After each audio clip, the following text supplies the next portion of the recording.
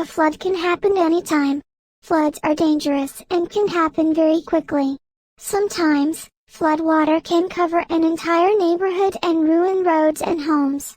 When that happens, rescue teams have to come to save the people trapped on their roofs.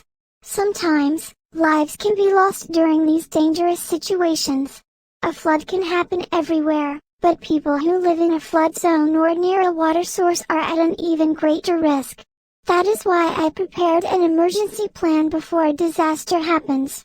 I work with my parents to gather items that we will need if we must leave our house quickly.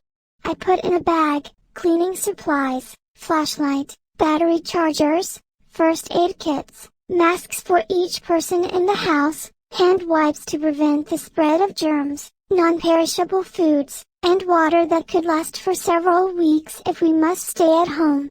My parents made sure that everybody in the house has medications, food, water, and a cell phone to communicate.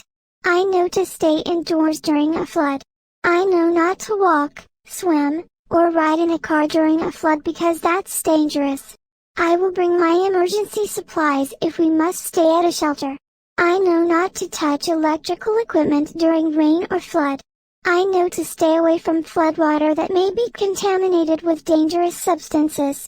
Living through an environmental disaster can be complicated and stressful.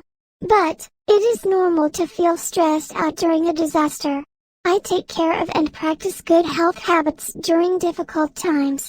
I prepared my emergency plan and made a survival kit to be ready in case of a natural disaster.